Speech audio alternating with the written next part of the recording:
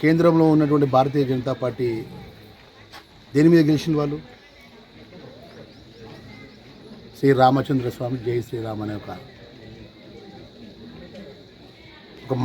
దేవుడి పేరు మీద చెప్పుకుంటూ మేమే హిందువులం, భారతీయ జనతా పార్టీలో ఉన్న వాళ్ళే హిందువులు, వేరే పార్టీలు ఉన్న కానీ వేరే రాజకీయ పార్టీలు కానీ హిందువులు కానీ ఒక గ్లోబల్ ప్రచారం చేసుకుంటూ ప్రభుత్వాన్ని నడిపిస్తుంది. కాబట్టి గ్యాస్ సిలిండర్ ధర పెంచుతారు, రేపు 4 రోజులకి పెట్రోల్ ధర పెంచుతారు, 4 రోజుల డీజిల్ ధర పెంచుతారు, లాస్ట్గా మనందరినీ కూడా ట్యాక్సీలు వేస్తారు.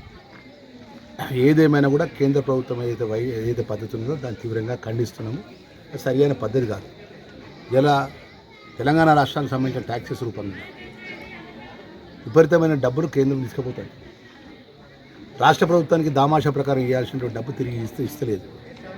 ఇవ్వకపోగా ఇవాళ సిలిండర్పై మళ్ళీ డబ్బులు పెంచడం జరిగింది.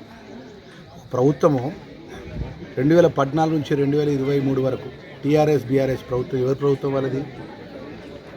భారతీయ జనతా పార్టీకి అనుబంధ సంఘ ప్రభుత్వం లెక్కనే నడిచింది. అది మన రాష్ట్ర ఖజానా దివాళీ తీసినాక రాష్ట్ర ప్రభుత్వం కొత్తగా ఏర్పడి ఇందిరమ్మ రాజ్యంలో పడ్డ గౌరవ రేవంత్ రెడ్డి గారి ముఖ్యమంత్రి గారి నేతృత్వంలో ఏర్పడిన ప్రభుత్వంలో ఆర్థిక సంక్షోభాన్ని సరి చేసుకుంటూ ఫైనాన్స్ మినిస్టర్ గారు కానీ మంత్రివర్గం కానీ ఇవాళ సంక్షేమ కార్యక్రమాలు ఇప్పుడు 4 సంక్షేమ కార్యక్రమాలు 6 గ్యారెంటీలు అమలు చేసుకుంటూ ఇలా సన్న బియ్యాన్ని కూడా పేదవాళ్ళకు అందజేస్తూ ఇలా మేము మినీ గురుకుల పాఠశాలలో పిల్లలతో కలిసి భోజనం చేసినాం. డైట్ ఛార్జీలు ఇలా పిల్లలతో చికెన్తో భోజనం పెట్టినాం. మేము సన్న బియ్యంతో చికెన్తో పిల్లలకు ఇంట్లో ఏ విధంగా చేస్తారో ఎక్కడ కూడా ఇబ్బంది జరగకుండా పిల్లలు ఆ విధంగా మన పిల్లలకు చూసుకునే విధంగా ఈ ప్రభుత్వం ముందుకు వస్తుంది. ఇది ఉదాహరణ అని చెప్తున్నాం. ఇక కేంద్రంలో ఉన్నటువంటి మంత్రులు కానీ కేంద్ర ప్రభుత్వం కానీ ఇష్టారాజ్యంగా చేస్తున్నారు. ప్రజలన్నీ గమనిస్తున్నారు. రాబోయే రోజులు ప్రజలు ఎట్లా బుద్ధి చెప్పాలనో అట్లా బుద్ధి చెప్పడానికి సిద్ధంగా ఉన్నారని చెప్పి భారతీయ జనతా పార్టీకి ఏ విధంగా ప్రజలు బుద్ధి చెప్పాలో బుద్ధి చెప్తారని చెప్తున్నారు. ప్రజలు ఎన్నుకోబడ్డ ప్రభుత్వం, ప్రజాస్వామ్య పద్ధతి ద్వారా ప్రజలు ఎన్నుకోబడ్డారు. ప్రజలు తీర్పిచ్చింది. ఇలా ఏం లక్ష్యం తీర్పియాలి, లేకపోతే భారతీయ జనతా పార్టీ తీర్పియాలి.